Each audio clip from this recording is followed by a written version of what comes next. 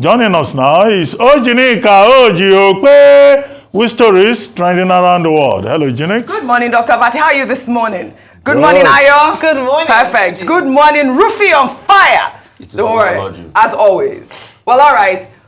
Well, good morning to you, viewers. Let's begin what's trending. There was panic across several states in the country, fueled by the Telcos' recent blocking of phone lines that were said to be non-compliant with the NIN-SIM linkage requirement. Disgruntled subscribers took to the streets on Monday to protest, while a group of protesters were seen in a trending video damaging the fence of an MTN office in Festac, Lagos. Let's take a look at this video. MTN, so this is not necessary. This is not necessary. You would have found another way to do this. Look at the crowd. What is happening in Nigeria? Look at the crowd. Can you see? All these people's lines, they block everybody's line. Everybody's line has been blocked. In this our country, Nigeria.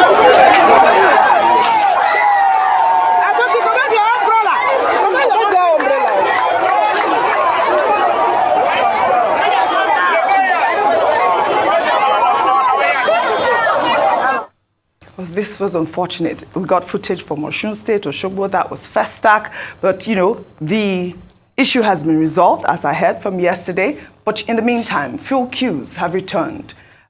In many stations are currently dry. There's scarcity in Lagos, Ogun, parts of Abuja and Niger State, and some other states across the country. There are reports that black marketers have taken advantage of the situation, selling as high as 1,300 Naira per litre and 1,500 Naira per litre in parts of Lagos and Ogun states. While NNPC has said that the fuel scarcity is as a result of a hitch in the discharge of operations of a couple of vessels. But of course, you know that Nigerians are going to link this to the nationwide protest that has been going, that has been announced, scheduled for August 1st. Let me take Omoyele Showere's tweet. He wrote, "Fuel crisis has been introduced to stifle Nigerians, planning end bad governance in Nigeria.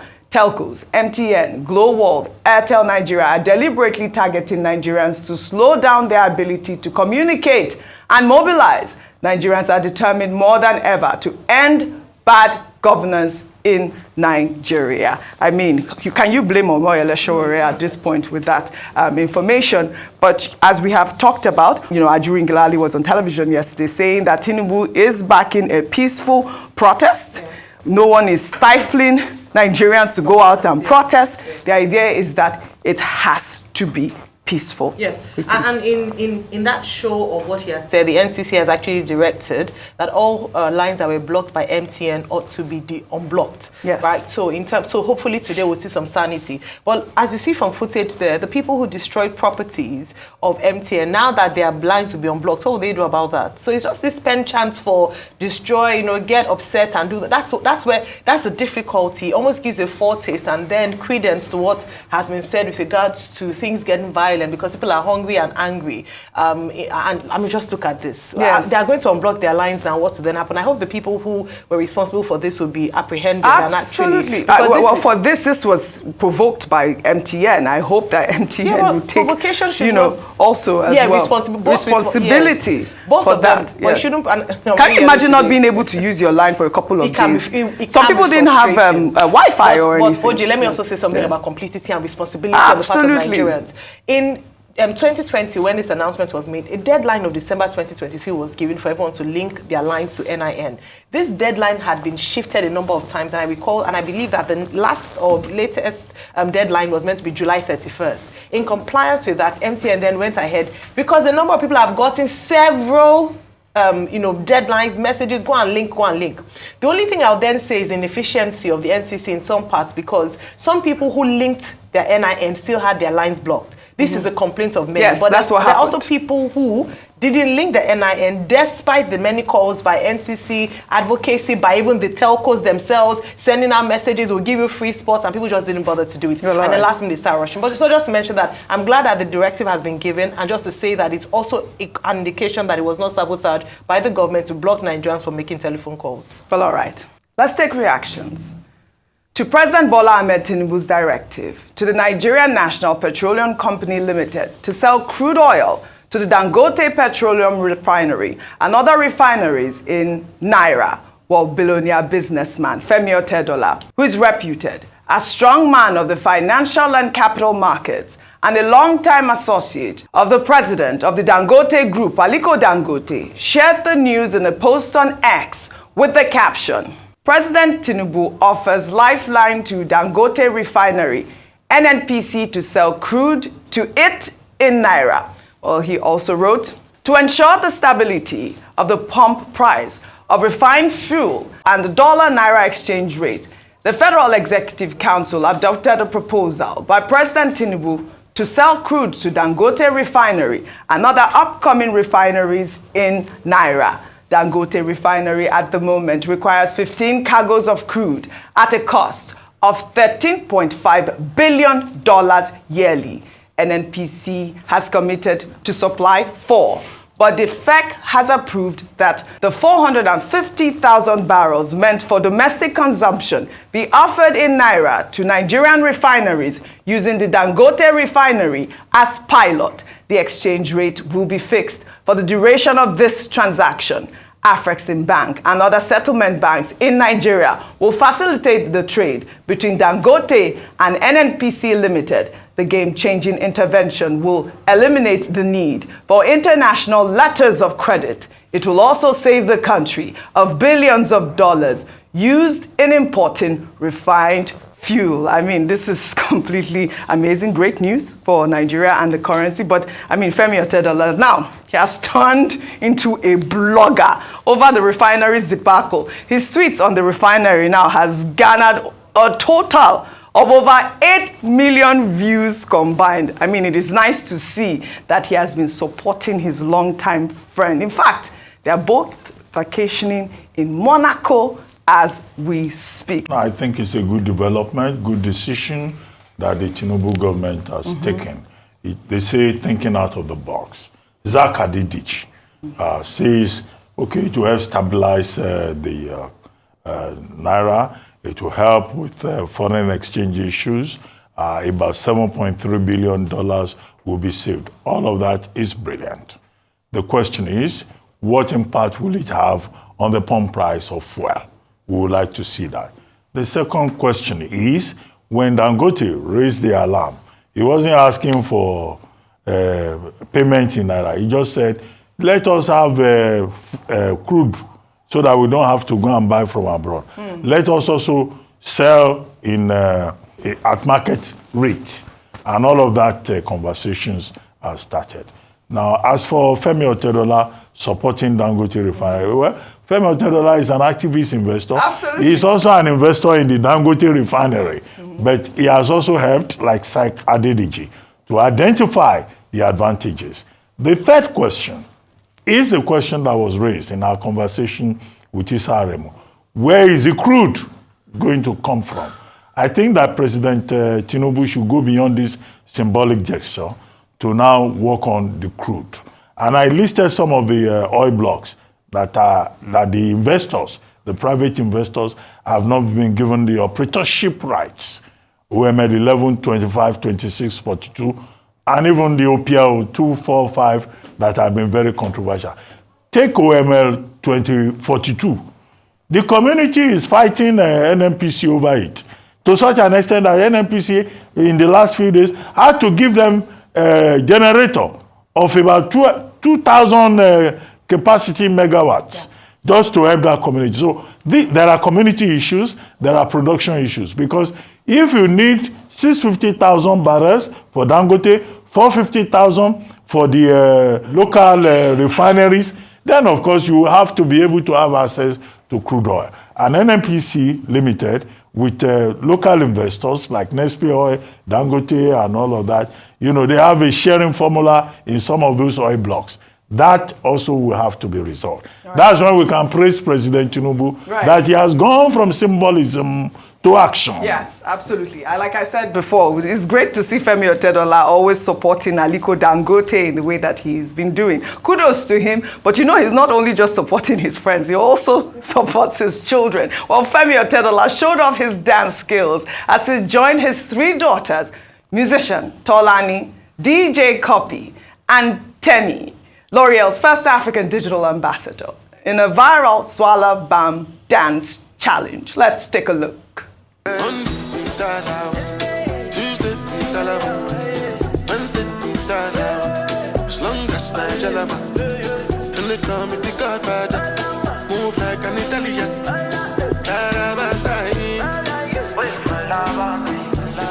you ever seen a nigga like one?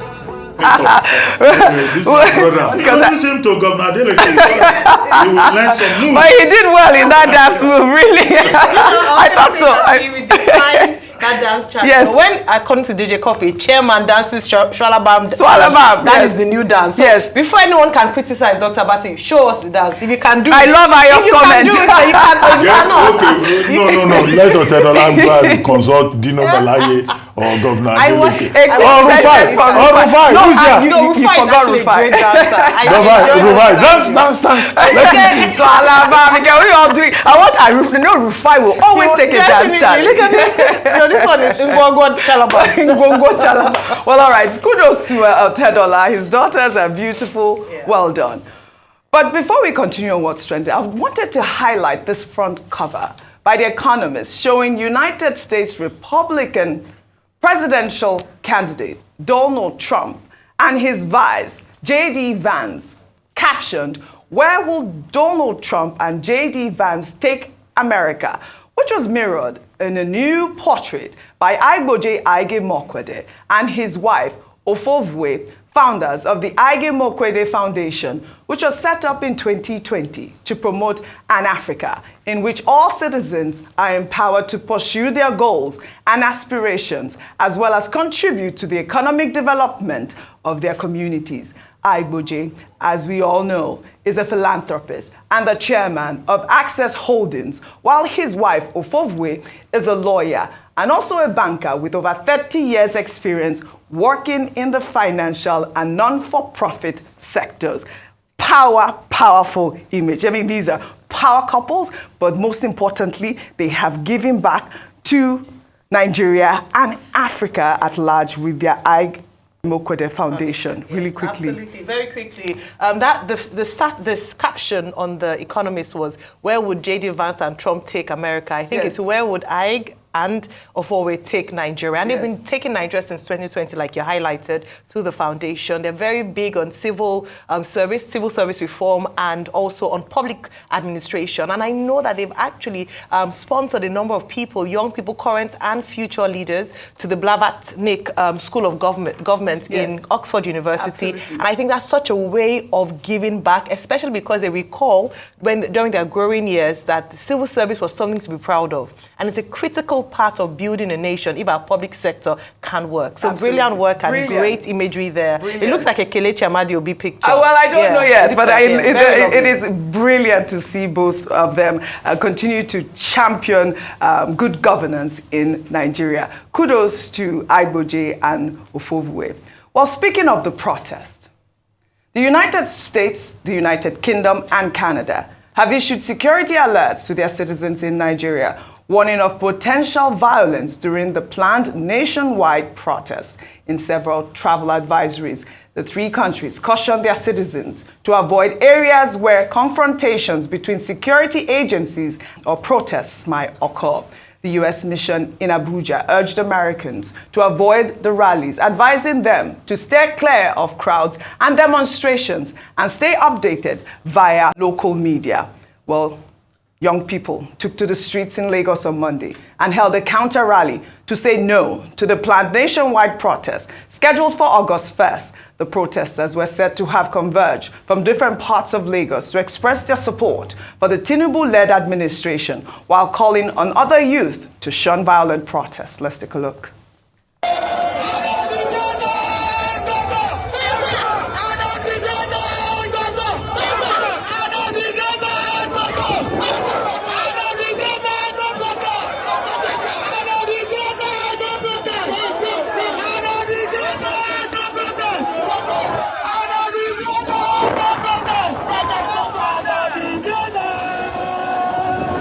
Well, they're out here, Rufai. You said what?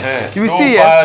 You see here, they're out there. See, it's not that when the protesters that won the protest now start protesting, police will now start we will now hear there's violence, police have to quell it, we now start hearing people getting shot. So you can see now, people that don't want the protest peacefully protested.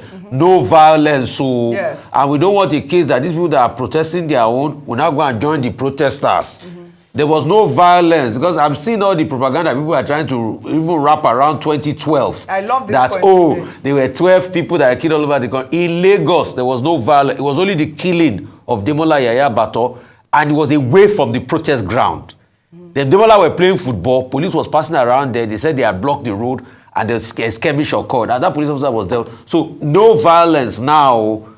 There was protest in Niger yesterday. It was successful. No violence. Yes, I heard about that protest in Niger, but I tried to find the videos. I know the Independent covered it on their headline. No but violence. I tried to find that video. And they said these that people protest peacefully now. But I love your point, Rufai, and which is why people are coming out to speak. But also, in the meantime, as we have talked about, the reasons to cushion the effects of the hardship in the country, yesterday, President Bola Ahmed Tinubu has signed the new Minimum Wage Act into law, nearly 2 weeks after the president and organized labor unions agreed on 70,000 naira as a new minimum wage, while Senate President Akpabio, who addressed State House correspondents after the signing ceremony, said that the new Minimum Wage Act applies to the whole nation and that no Nigerian worker will offer services and be paid anything less than 70,000 naira. The National Minimum Wage Amendment is for the whole nation, for the federal government, for the states, for the local governments, for the private sector, and even for individual employers. So I think this is a great day for the workers in the country. We are not only doubling the minimum wage, we have added something on top. Initially it was 30,000, now it is 70,000. Like I said, this is minimum. This is not maximum. Any employer that has a capacity can pay as much as you want. But no Nigerian worker will offer services and be paid anything less than 70,000 from today. That is the implication of this act. It applies all over the nation.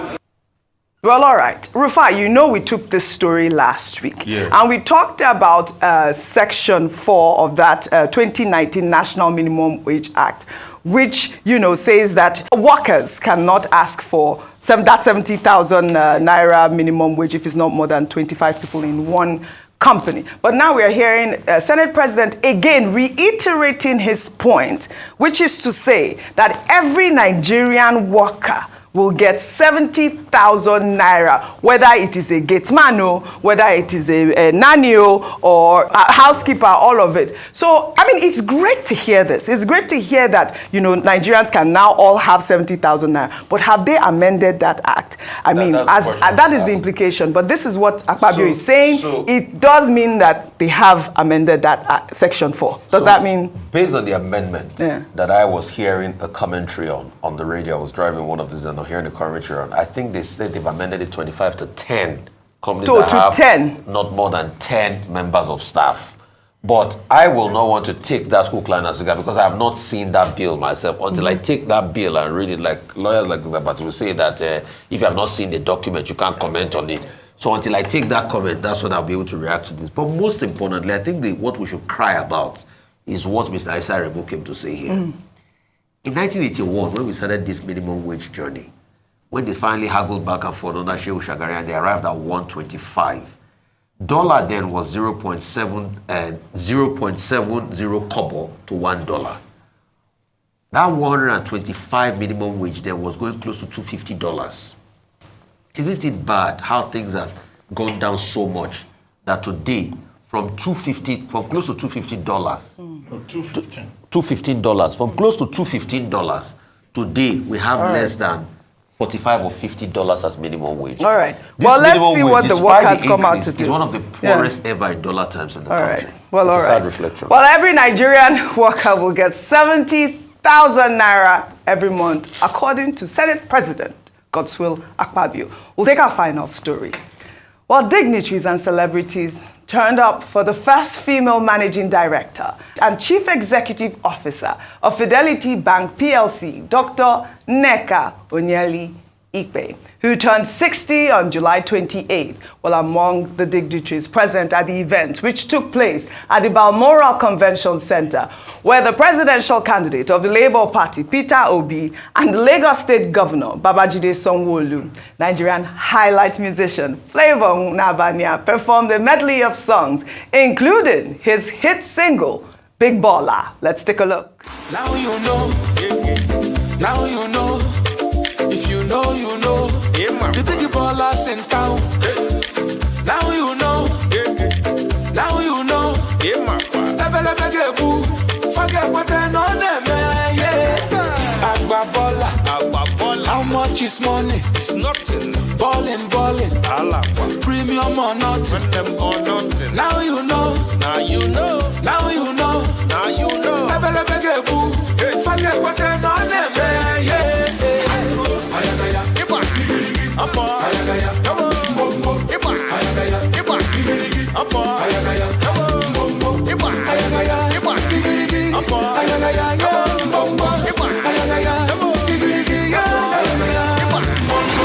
Congratulations to this beautiful woman. She's certainly a pace setter, the first female MD of the bank. You know that she has consistently advocated for women empowerment and has won several international and national awards, including an officer of the Order of the Niger. Her leadership at the bank has propelled the bank to great heights. Congratulations. Can we all congratulate this amazing Amazon? We want to see more women like more women like her.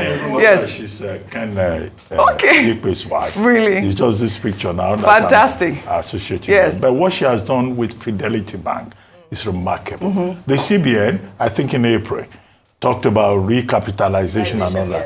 But under our watch, Fidelity Bank went ahead 8 months before, to expand the capitalization base. And under our watch, Fidelity Bank has been regulatory compliant, if you can say that. Fantastic. So she's distinguished herself in a very remarkable manner. Absolute pace setter. I'm waiting for you to continue to lead. Oh, you were? Look at her. All right, after the show, you have to tell us. You will tell us, and did you bring implications? I was to be there, I forgot. Okay. Well, I was home. What can I say? I'd like to thank you all for your great analysis, as always, on What's Trending. Well, that's all I have for you guys on What's Trending today. I'll see you all tomorrow.